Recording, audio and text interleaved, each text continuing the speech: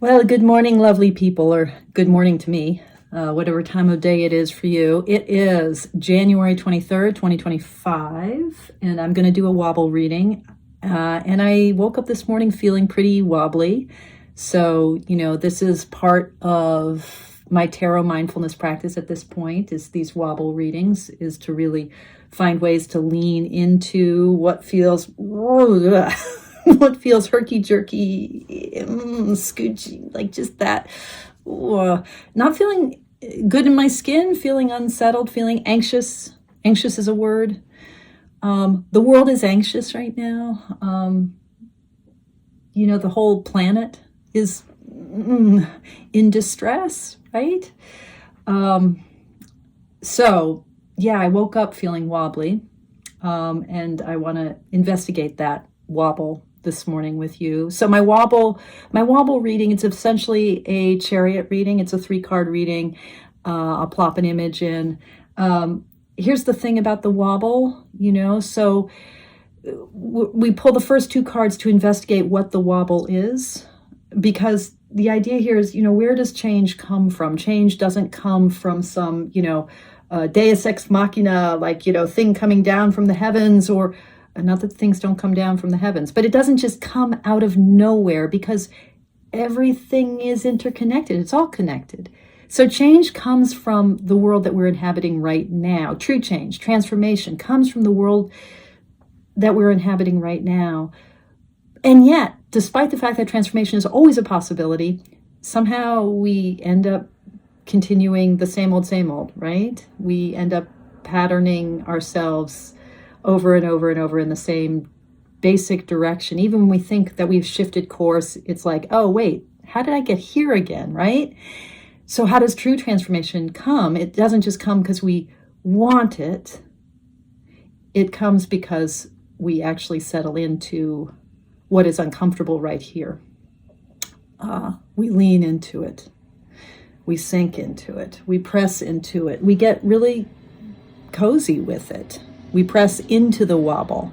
So this mindfulness practice that is the wobble reading is essentially like getting to know as closely as I can this uneasiness, which I woke up with this morning, which the world really feels full of these days.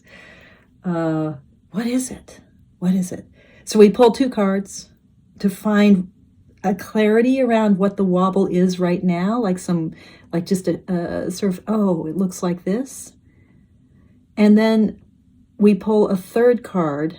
So this is my chariot spread, a 3rd card, which the idea behind that is to take that emerging sense of what the wobble is and kind of shape it into a question that we can hold. Questions are like the form that wobble takes that we can work with.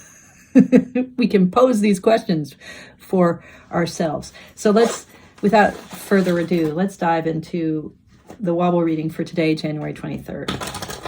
And I am again using my the Lo Scarabeo version of the Visconti Sforza, their rendition of it in one of their gold editions, with additional artwork by Adonosov, who's one of their great fine art guys. He does a lot of, I'm assuming he's still working and still alive, but like the Golden Klimt or the Golden Botticelli, he just mimes the artwork of whatever he's working with and then kind of seamlessly fills in what is needed.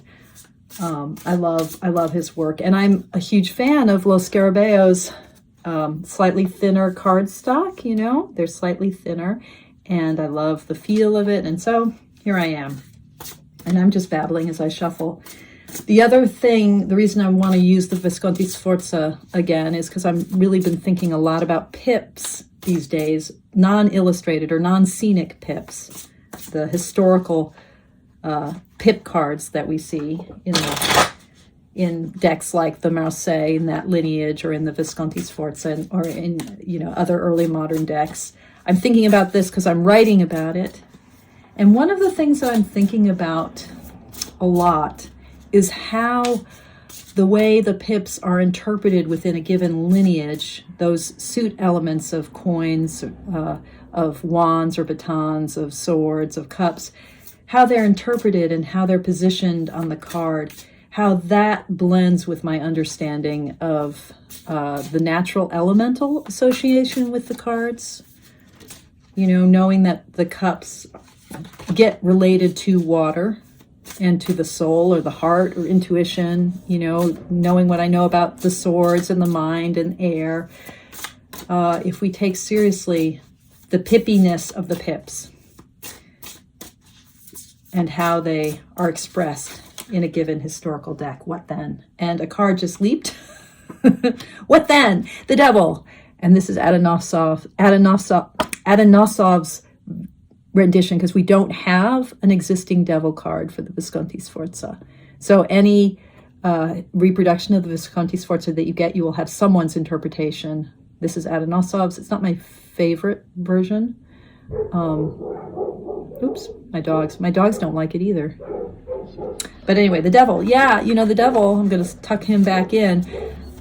You know, the card of unconscious patterning, of the way that we are kind of always repeating the same old, which can feel oppressive, but actually it's how life carries forward, right? If there wasn't a way in which, you know, we just reproduce what's already here, it would be really hard to sustain organic life or any life, right? So let's give the devil his due. Patterns exist for a reason. And in my experience, at a certain point in life, patterns that have become kind of not so productive, at a certain point we find ourselves feeling the wobble with them and starting to be curious about them maybe. And then over time, the patterns do shift. It begins with the wobble. Okay. So what is my wobble today? What is the wobble that I need to share with you guys today? I'm going to pick 2 cards. 1 card. 2 card. Oof. Okay. All right. Yeah. So we have here the King of Wands. He's just like, I am facing you. I'm facing into you. Heir of Fire. And then the 4 of Swords. With that motto of the Visconti family, a bon droit, that sense of justice, that, you know, what we have by right, which sounds a little defensive, right? You know, if you have to claim a bon droit, maybe you're a little nervous that you don't have what you have justly, that there might be some wobble in your universe. And I think that 4 of Swords energy, that I love the way the ribbon is wrapped around it. The ribbon is me, I think, is us, right? The way that we are held and sustained in the 4ness of the 4 of Swords. That kind of more Waite Smith lineage understanding of the 4 of Swords as ceasefire, or as a rest, a retreat, a kind of repose, a meditative withdrawing from the fray. I think there is defensiveness caught up in that, right? It's like, okay, I can relax, but I'm still on guard. And then we've got our King of Fire. Yeah, something's got to burn. I'm on guard. I'm holding my energy. Something's got to burn. Something. There's got to be activity. The airiness of that King of Wands. He wants to bring the fire big. He wants to do something. And I'm using gendered language, you know, he, she, they. The court cards are any and all genders, but that sense of the kings as heir, in my way of understanding the courts, I've talked about this before, but the kings as heir. So heir of fire, it's like that wanting to respond and do, that active impulse of the suit of wands. Here, very much like in the king, like, okay, it needs to be big and embracing and all-encompassing. There needs to be some power and structure there. Kings are the 14th card in any suit, and they carry that 4ness of wanting structure, like the 4 of the Emperor or the 4 of this repose. So that sense of wanting structure, and then also, the defensiveness, needing rest, needing to withdraw, needing retreat. Expansive fire, rest, retreat. There's the wobble. Now what? Okay, so I'm going to pull a third card to pose the question. And I think of this third card, the charioteer in my chariot spread, as the really good question. Like I'm looking for a really good question, a question that I can really kind of ponder. In a way, I'm refining how I talk about this wobble stuff. In a way, the first two cards of the wobble pull are that mirror function of the tarot, like showing me, well, what is the wobble? Okay, here it is. It's the King of Wands and the Four of Swords. That's the wobble. So it's the mirror.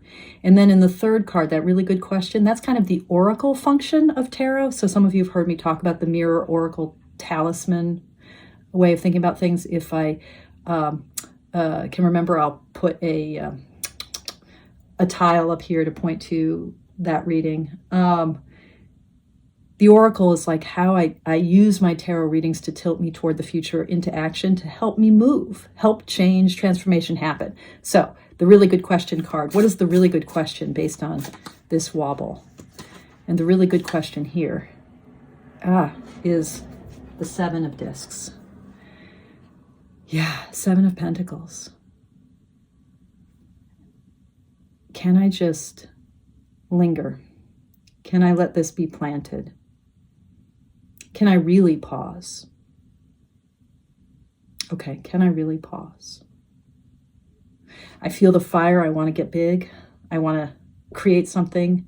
That Four of Swords feels really defensive. I want to retreat. This is like, how do you plant? How do you plant this? How do you plant this? Can you plant this? Okay? Oh, it's so beautiful. Plant the seed. Can you plant the seed? All right, lovelies. Good morning to you. Even if it's not morning. Take good care. Thank you for watching. And thank you for your practice.